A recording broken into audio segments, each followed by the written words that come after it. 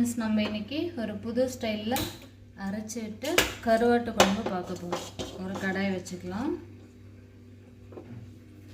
ஒரு வெங்காயம்,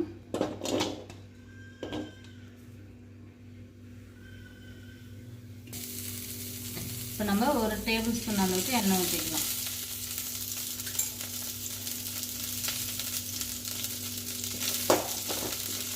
இது ரொம்ப வணங்கணும்னு இல்லை, நம்ம அரைக்க தான் போகிறோம். நல்லா வணக்கிட்டு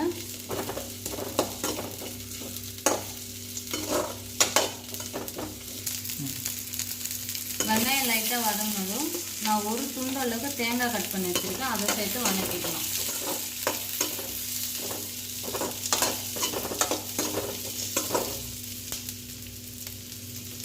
இப்போ ஒரு தக்காளி எடுத்துருக்கேன், அதையும் சேர்த்து வதக்கிக்கலாம்.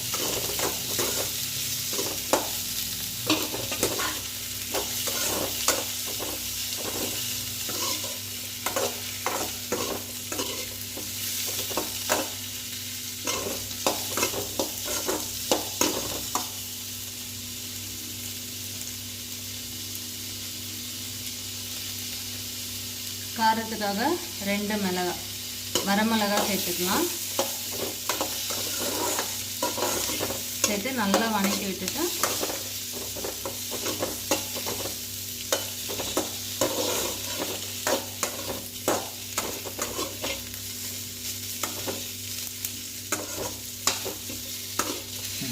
அவ்வளோதான். இப்போ இதை நம்ம அடுப்பு ஆஃப் பண்ணிவிட்டு நல்லா பேஸ்ட் ஆற வச்சுட்டு பேஸ்ட்டாக அரைச்சி எடுத்துக்கலாம்.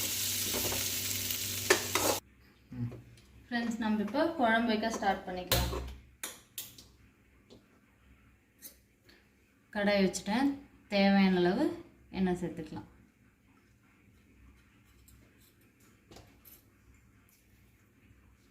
எண்ணெய் சூடாகட்டும். எண்ணெய் சூடாக வச்சு தாளிப்பு வடகம் போட்டுக்கலாம். தாளிப்பு வடகம் போடும்போது நமக்கு சுவையாகவும் மணமாகவும் இருக்கும், அதுக்காக சேர்த்துக்கலாம். உங்ககிட்ட இருந்தால் போட்டுக்கலாம், இல்லைன்னா நம்ம ஸ்கிப் பண்ணிக்கலாம். அடுத்து கொஞ்சம் போல் வெந்தயம் சேர்த்துக்கிறேன்.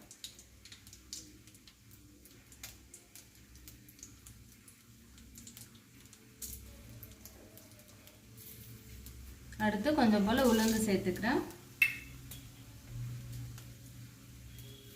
கூடவே சீரகம் சேர்த்துக்கலாம். எல்லாத்தையும் சேர்த்து தீஞ்சிராமல் கொஞ்சம் கிண்டி விடுங்க. தீஞ்சிடக்கூடாது, அடி பிடிக்கக்கூடாது.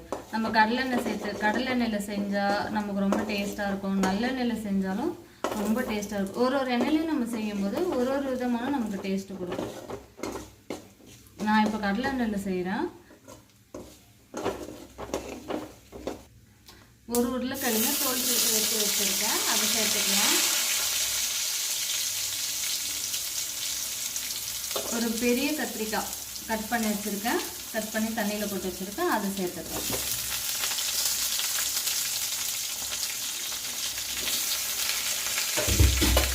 எல்லாத்தையும் சேர்த்துட்டு நல்லா கிண்டி வச்சுக்கலாம்.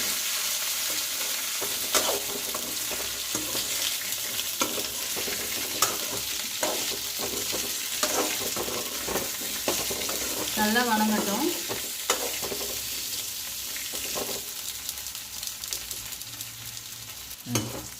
பாருங்கள், நம்ம ஊற்றின எண்ணெயிலே ஒரு நிமிஷம் நம்ம வணக்கினா போதும். பாருங்கள், நல்லா வணங்கிருச்சு.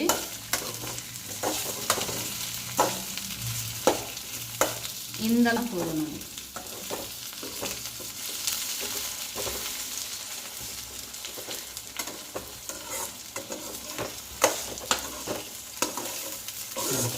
பாருங்கள், நல்லா வணங்கி வந்துருச்சு. இப்போ 1 ஸ்பூன் அளவுக்கு காஷ்மீரி சில்லி பவுடர் சேர்த்துக்கிறேன். சேர்த்துட்டு நல்லா வணக்கி விட்டுக்கலாம். இப்போ ஆல்ரெடி வேக வச்சு எடுத்து வச்சிருக்கிற மொச்சையை சேர்த்துக்கலாம்.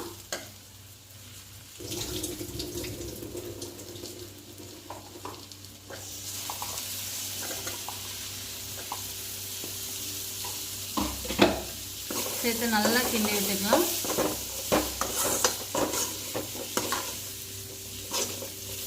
இப்போ காரத்துக்கு 3 பச்சை மிளகாய் சேர்த்துக்கலாம். சேர்த்து நல்லா அடி பிடிக்காமல் கிண்டிக்கலாம்.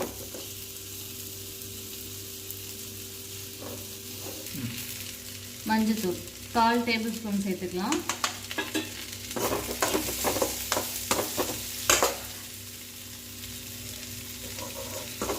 மல்லித்தூள் 2 டேபிள் ஸ்பூன் அளவுக்கு நம்ம சேர்த்துக்கலாம். சேர்த்துட்டு நல்லா கிண்டி எடுத்துக்கலாம்.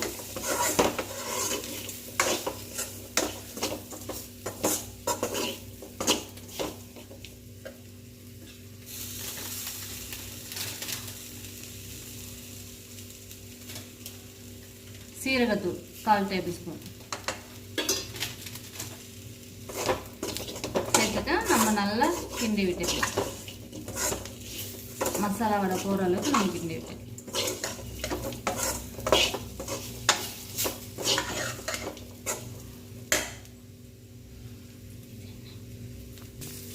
குழம்பு மிளகாத்தூள் 2 டேபிள் ஸ்பூன் சேர்த்துக்கலாம்.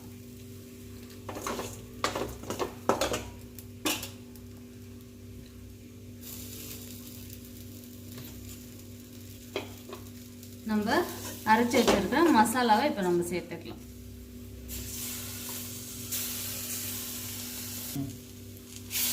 நம்ம அரைச்சி வச்சிருக்க மசாலாவை சேர்த்துக்கலாம்.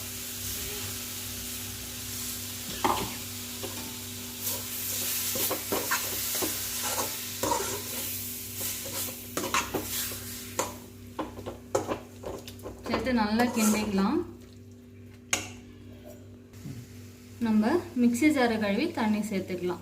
அதிகமாக தேவைன்னா நீங்கள் சேர்த்துக்கலாம். நான் இந்த அளவு எனக்கு போதுமானது. சேர்த்துட்டு நல்லா கிண்டி விட்டுக்கலாம்.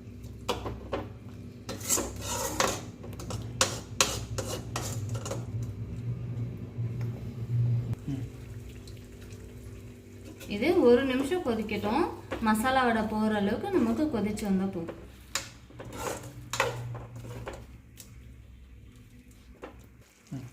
இப்போ புளி நான் ஆல்ரெடி ஊற வச்சு கரைச்சி வச்சுருக்கேன். இது நம்ம தேவையான அளவு சேர்த்துக்கலாம்.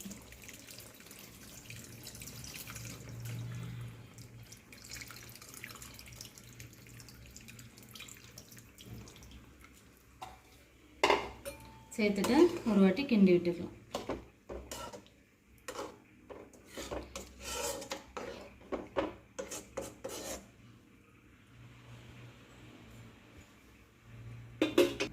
இது நமக்கு ஒரு கொதிச்சு வரட்டும். கொதிச்சு வந்ததுக்கப்புறம் நம்ம கருவாடை சேர்த்துக்கலாம். அது வரைக்கும் வெயிட் பண்ணலாம். பாருங்க, குழம்பு நல்லா கொதிச்சு வந்துடுச்சு.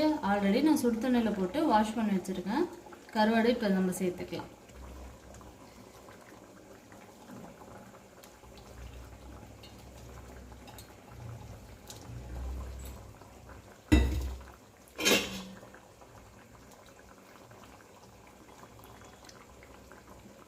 கிண்டி விடாமல் இந்த மாதிரி நம்ம டிப் பண்ணி விட்டுக்கலாம்.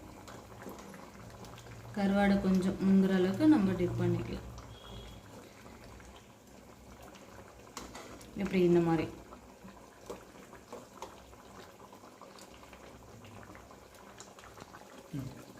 உப்பு இப்போ இந்த டைமில் நம்ம உப்பு சேர்த்துக்கலாம். உப்பு தேவையான அளவு சேர்த்துக்கலாம். சேர்த்துட்டு நல்லா கிண்டி விட்டுக்கலாம்.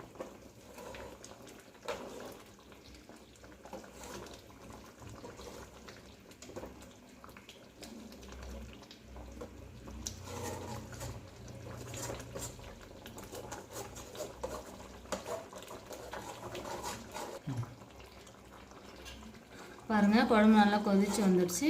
அவ்வளோதான். இந்த நம்ம ஆல்ரெடி சுடு தண்ணியில் போட்டு எடுத்து வச்சுருக்கிறதால ரொம்ப நேரம் கருவாடை வேகணும்னு இல்லை. இந்த சூட்டுலேயே அது நல்லா வெந்துடும்.